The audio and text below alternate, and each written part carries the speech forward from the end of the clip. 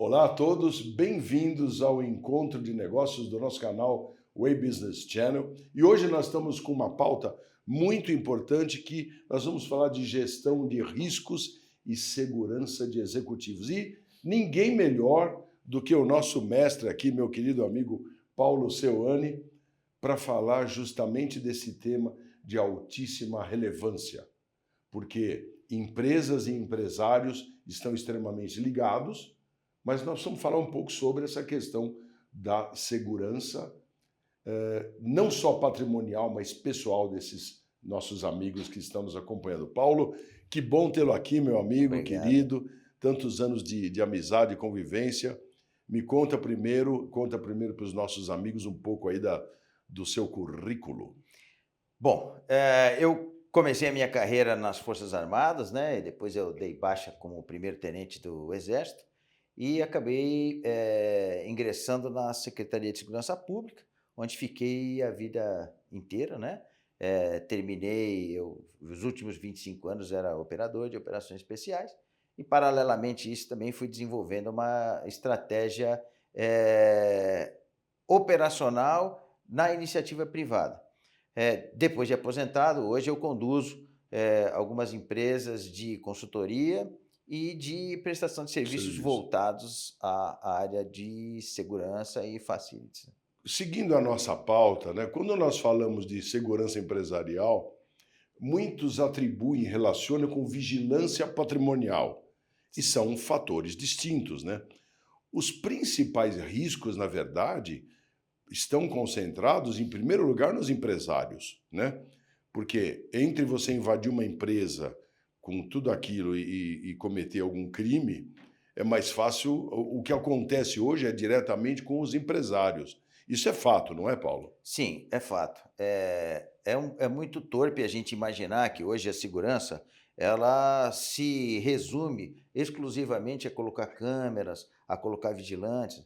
Isso é uma etapa da segurança que você vai estar cuidando de um ponto patrimonial. Mas a segurança, hoje em dia, ela tem que ir muito mais além dessa preocupação, né? O crime evoluiu também com o passar do tempo. E hoje, o empresário ele precisa estar muito atento com informações, com quem lhe dá essas informações, com quais pessoas ele está trabalhando, né? Qual é o tipo de exposição que ele tem. E uma das principais preocupações hoje, que o Brasil não tem muita ainda cultura para fazer, é o gerenciamento de crise, ou seja, ele se preocupar com o que pode acontecer. No Brasil, a gente tem sempre aquela ideia de arrombar a porta, então eu vou colocar o cadeado. É só depois, né? É só depois. E a própria segurança pública também vem nesse sentido, né? De anos para cá a gente ouve falar do departamento de inteligência para cá, para lá. Então hoje a segurança é um erro fatal achar que é só vigilante. Tem muito mais trabalho e a segurança precisa estar muito mais envolvida nesse tema do que apenas fazer isso. Perfeito. E o problema maior, né? Todos, e principalmente também os executivos, eles estão, o mundo moderno, estão cada vez mais expostos nas redes sociais, mostrando viagens, a própria rotina, as conquistas, né? Até porque as redes sociais demonstram muito bem a vida perfeita que todos têm, né? Nunca os bastidores. Sim. É uma projeção, e muitos empresários entraram nessa situação e ficam expondo aí seus novos automóveis, onde frequenta, expõe até família, né? Como equilibrar essa projeção de visibilidade versus a segurança, não só do empresário, da família, como equilibrar isso? Paulo, esse risco é muito oculto e ele é muito verdadeiro. Mas mas é um mapa de mensuração muito bom para quem quer praticar alguma coisa. Por isso que eu digo, ele é um pouco obscuro, porque o empresário não tem a cultura de se preocupar com isso, né? E hoje ele segue uma tendência de exposição na mídia que os criminosos, como eu disse, que eles se atualizam, eles já utilizam essas ferramentas para obter informações cruciais. Isso. E é muito interessante que eu vou passar aqui. Antigamente, se a gente falar aqui de sequestro, o que você pensa de sequestro? É o empresário ou a pessoa que tem um poder de capital muito alto, ele é arrebatado, ele é levado para um cativeiro e vai haver uma negociação. Isso praticamente é zero hoje, né? O sequestro ficou mais dinâmico. A gente chama hoje como sequestro relâmpago, que a gente ouve falar nas mídias e tal. Por quê? A pessoa é arrebatada, vai fazer o Pix, vai subtrair o que eles já sabem que ela tem, ela vai ser dispensada, porque ninguém vai negociar por telefone, porque a tecnologia da polícia hoje já é capaz de identificar quem está fazendo isso, né? Então, as ferramentas também vieram para ajudar a segurança pública a solucionar isso. E o empresário, ele comete esse erro tremendo de se expor, e não é só ele. Eu entendo que ele precisa expor o conhecimento dele, a empresa dele, até aí ok, mas ele precisa entender que momento que ele está expondo a vida pessoal dele na internet. Então a gente vê muito empresário, não, porque eu estou aqui, eu acabei de comprar esse avião, eu comprei, e aí ele filma, passa a placa, né? Pega a placa do carro. Ou então ele tira foto, vai viajar. Não, estou indo para tal lugar e olha que legal, passeei. Aí tira foto, eu estou indo buscar meus filhos. Os filhos tiram foto com o uniforme da escola. Né? Acabou. Então, assim, não, eu adoro esse restaurante que de quinta-feira tem uma massa maravilhosa. Ele fala com aquela espontaneidade. E a rotina está estabelecida. E a rotina, o padrão de comportamento dele está estabelecido. E ele não percebe isso. E aí o criminoso usa dessas ferramentas, e não é só Instagram, não. LinkedIn também. Vou falar um pouquinho do LinkedIn. Então, ele usa dessas ferramentas para obter informação. Eu terminei recentemente um MBA em Defesa, Estratégia, Segurança Pública, na Associação dos Diplomados da Escola Superior de Guerra, que é conduzida pelas Forças Armadas. E nós fizemos lá uns estudos muito bacanas ligados do crime organizado com acesso a informações sigilosas dentro do meio virtual. Então o empresário, ele quer garantir, ele quer mostrar conhecimento, ele pode publicar a agenda dele, que ele vai participar de uma festa, ou que vai participar de uma feira, de um evento, mas ele não precisa falar a hora que vai, quando ele vai chegar, quando ele vai voltar. Se ele vai viajar a negócio, vai viajar. Quando volta, faz um resumo. Ele quer expor na internet, ele expõe o conteúdo técnico, ele expõe a imagem dele sobre o negócio dele, mas a vida pessoal dele, ele deve restringir completamente. Exato, mas tem um pequeno detalhe, né? Você citou os erros que eu não vou dizer erros que cometem, mas talvez é uma falta de informação ou de preparo, né, para essa vulnerabilidade. E o que acontece? Mas ele não é só o alvo, a família também é. E a família também se expõe ainda mais sem conhecer um pouco essa questão dos riscos, mas principalmente da informação de rastreamento para que gere um prontuário muito bem feito do crime. Então, como é que ele deve tratar essa questão no contexto da família? Porque é muito difícil. Principalmente, você empresário, tomar essa consciência exatamente com o seu depoimento. Como é que ele repassa isso para a família? Na família tem jovens, adolescentes, querem se expor 24 horas. Como controlar isso, Paulo? Isso é uma educação, né, Paulo? É uma cultura que o brasileiro não costuma ter. Por exemplo, como é que o empresário pensa em segurança? Segurança é custo. Ele já começou a errar aí. Né? E o próprio conceito de segurança privada, que ele vem se modernizando também, ele não tem muito a cultura de expor para o empresário o valor que ele tem. É difícil você mensurar quanto que aquele vigilante que está controlando o acesso lá e as câmeras evitaram de sinistros. É muito difícil de mensurar. E o empresário, ele tem uma linguagem diferente. Ele vê número. Ele é um cara mais financeiro, meta, né? Então, assim, a segurança da empresa, ela tem que começar todo dia na empresa. Isso tem que fazer parte da cultura, não é só na cabeça do empresário. A segurança, ela precisa ser chamada a todas as informações. A gente vê, por exemplo, em países mais preocupados com segurança, geralmente a caixinha de segurança está subordinada direto ao presidente, né? Então o presidente tem acesso a todas as informações. No Brasil, é comum a gente ver a segurança estar subordinada ao RH ou ao gerente administrativo. Sim. Então tem um filtro entre a informação relevante e o que o empresário vai saber. Isso já é um erro estrutural muito grande.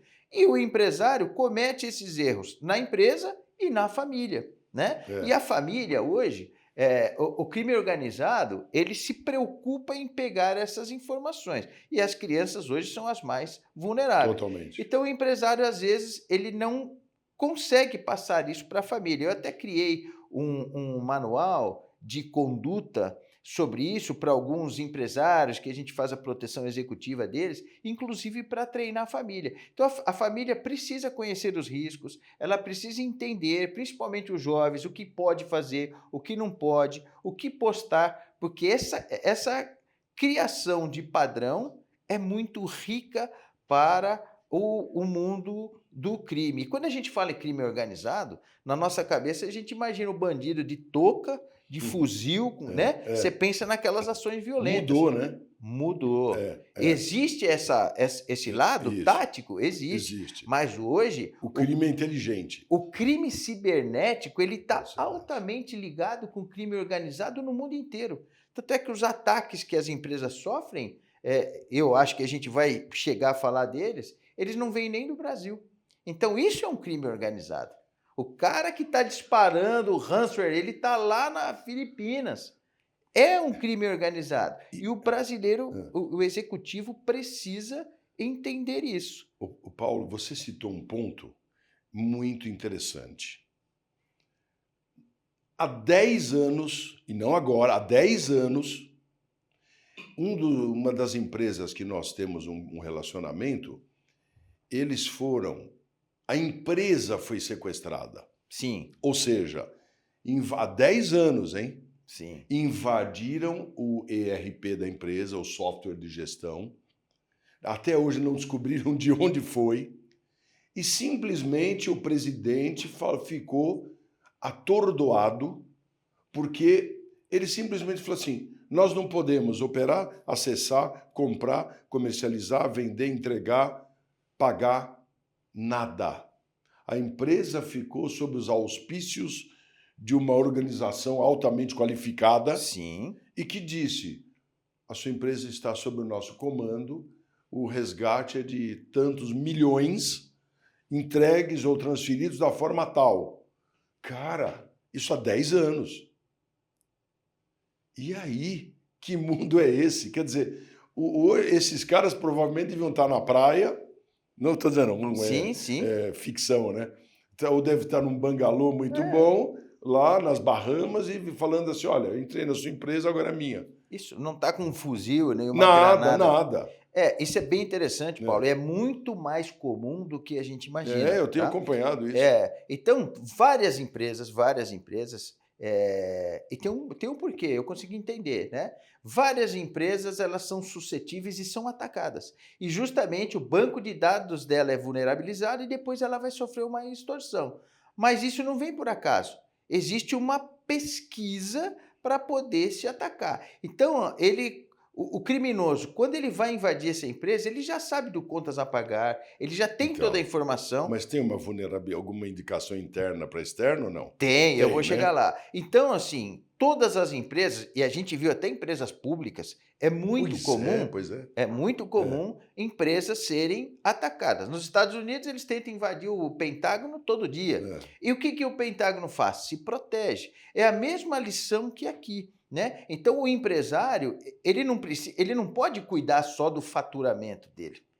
Tem muitas outras coisas que tornam ele vulneráveis. Então, a exposição na internet, ele precisa ter uma exposição controlada. Ele fala do negócio dele, mas ele não se expõe pessoalmente e não facilita a vida do bandido, né? Então, o empresário precisa pensar da seguinte maneira: Eu posso ser atacado pelo crime organizado? Não, não é essa a pergunta. Ele tem que perguntar o seguinte: o que eu estou fazendo aqui dentro que facilita o acesso do crime organizado na minha empresa? E Isso, são coisas simples, por isso. exemplo, porque a gente está aqui falando de crime cibernético que o bandido precisa ser técnico para E fazer. são bons, hein? Pois é, mas ele tem uma pessoa na empresa que recebe a nota, que registra a nota, que entra no banco, que paga. Aqui ele tem uma fragilidade financeira muito Isso, grande. isso. Ele contrata pessoas e ele não sabe quem são essas pessoas, ele não pesquisou o passado dessa pessoa, ele não sabe de onde essa pessoa vem. E ele coloca essa pessoa. Ele confia cegamente na pessoa e tem um negócio muito bacana, se você me permitir falar aqui, nós tivemos tempo. Os Estados Unidos ele faz um estudo chamado perfil do criminoso. É muito legal. O que ele faz? Ele estuda as fraudes nas empresas e depois ele vai identificar qual era o perfil que aquele funcionário tinha de trabalho para tentar identificar padrões. Porque hoje a dificuldade de você entender uma quadrilha é qual padrão que ela atua. Eles percebem, por exemplo, que o fraudador, sabe, eu vou usar uma expressão, mas que todo mundo conhece, esse funcionário é pau para toda obra. Né? Esse cara, ele é um potencial fraudador. É o cara que é o primeiro a entrar, o último a sair, é o cara que não tira férias, é pau para toda obra, ele vai atender telefone, ele sai da sala. Então é um cara que pode estar comprometido com uma porção de coisas, com fornecedores, né? Ele pode ter um prejuízo financeiro e ser aliciado. Então, assim, é muito Tudo isso interessante. acontece. Tudo isso acontece. Então, o empresário não pode achar que eu só vou ser sequestrado. Não. Ser sequestrado para ser levado para o cativeiro é o mínimo. Mas a família dele está exposta, Claro. os funcionários dele estão expostos, Claro. porque é um diretor executivo, é um diretor financeiro, né? É o cara que tem o cofre, né? E eu tinha falado de LinkedIn, que a gente está falando aqui de Instagram, talvez, por exemplo, mas no LinkedIn, às vezes, ele coloca lá informações cruciais, coloca todo o organograma da empresa, quem que é o responsável por isso, por aquilo. Então, ele facilita a vida do criminoso que está levantando um potencial invasão dele. E a falta de controle financeiro, a falta de controle de processos internos, né? A falta de condição de rever os processos e auditar os processos dele inteiro, tudo ele está fragilizando a empresa dele. Verdade. Só para finalizar, se o empresário não estiver preocupado com o que pode acontecer na empresa dele, ele vai ver, por exemplo, o que aconteceu com a Gol e o que aconteceu com a TAM quando o avião deles caiu. Eles nunca se preocuparam com isso, né? E aí o que aconteceu? O avião caiu e ninguém sabia o que fazer. E esse estudo de gerenciamento de crise já vem do petróleo americano que vazou no mar. Então o brasileiro começou a aprender. Então, a resposta que ele vai dar para o público, todas as coisas que ele vai fazer, ele já tem que ter pensado antes. Ele tem que ter treinado antes. Então, hoje as empresas chamam de comitê de crise, né? Eles chamam, é um grupo multidisciplinar, então lá está o diretor financeiro, está o cara de operações, todo mundo dando palpite e todo mundo falando, onde eu sou vulnerável? O que eu posso fazer? Se você fizer isso, Paulo, na sua empresa, é difícil, esse é o caminho, mas você vai se blindando. E os brasileiros não têm muito esse hábito, infelizmente. O Paulo Seuani, você sabe que eu faço muita analogia, né? Eu sou apaixonado por cinema, por filmes, e eu tenho aí algumas coleções de filmes, e uma delas é todo o histórico do James Bond, tá? E aí o que acontece? O primeiro James Bond, que era o Sean Connery, ele lá na década de 60 tinha os filmes que o crime acessava os dados empresariais, parava públicos, parava a cidade inteira, bloqueava o sistema de comunicação da cidade, energia, telefonia, tudo isso, e pedia resgate sobre isso. Isso já estava acontecendo. E não tinha absolutamente nada de tecnologia. E hoje, então, facilitou demais. Mas você falou uma coisa muito importante. A segurança ela não deve ser tratada apenas em momento de crise. Ela precisa fazer parte da estratégia e não só da cultura organizacional, mas principalmente das pessoas. Está perfeito, né? Quais são as orientações que você poderia passar para os nossos amigos empresários, gestores, ouvintes, sobre redução de riscos, né? A sua empresa, como chama a sua empresa mesmo? CEPOL. CEPOL. Isso, Muito de bem. consultoria nesse sentido, chama-se CEPOL. É consultoria e também de operacionalidade. Sim. Muito bem.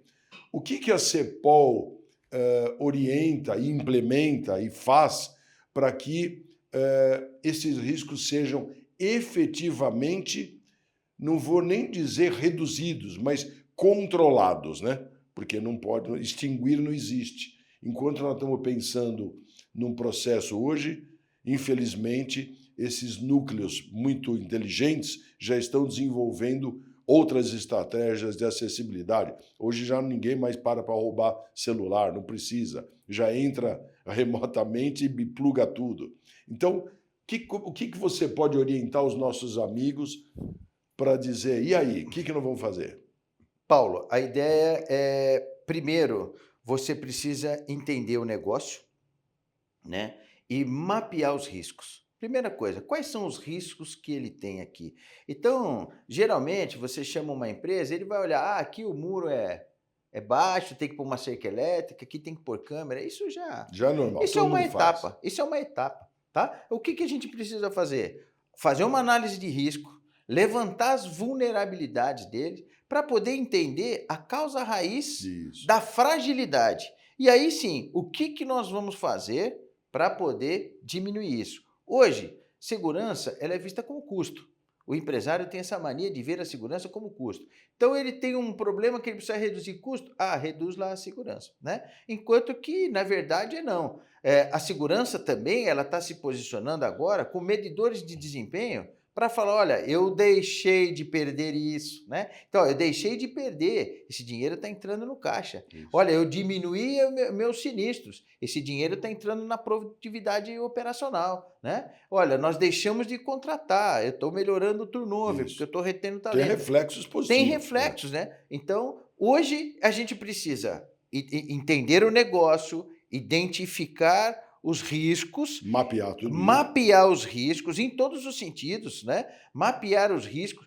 O financeiro, eu não estou preocupado com o financeiro dele, eu estou preocupado com quais são os processos para ele pagar as contas. Claro, né? Claro. Porque o crime organizado, eu posso falar de crime organizado, mas a própria pessoa, entendendo, pode colocar um fornecedor falso para desviar dinheiro, entende? Então, são todos. Então, a gente entende o processo e aí, entendida a causa raiz, a gente vai criar um plano de ação. O que nós vamos fazer aqui? Vamos contratar, vamos dividir, né? Em transporte de valores, por exemplo, tem o cofre. As pessoas eram sequestradas. Então, um tinha uma chave, outro tinha a outra chave, o outro tinha parte da senha e o outro parte da senha. Ou seja, para abrir aquela porta, eles precisavam sequestrar 4 pessoas. Vai dificultando a vida dele. Nenhum crime é impossível. O papel nosso é dificultar a vida dele. Tá? Então, é isso que a gente faz. Vai lá, analisa e vai começando a ajudá-lo a criar a cultura. A segurança numa companhia é dever de todos, não só do vigilante ou do... Gente, todo mundo tem que pensar com segurança. Nós vamos fazer um projeto novo, chama todo mundo. Porque se não excluir a segurança, quando o projeto estiver pronto e a segurança entrar, ela já vai começar a ser reativa. Aqui não dá, tem que fazer isso, deixou de pensar. Entende? Tá, então é isso. E da empresa dele, começar a educá-lo para a família. Porque é o mais difícil, né? Principalmente o jovem. Tá bom, Paulo. Cara, muito obrigado pela sua presença, como sempre. A experiência do Paulo é muito vasta. Obrigado por ter você conosco. Eu que agradeço o convite. Imagina, é um prazer. E vocês, nossos amigos, obrigado por acompanharem aqui o Encontro de Negócios do nosso canal Way Business Channel. Até a próxima.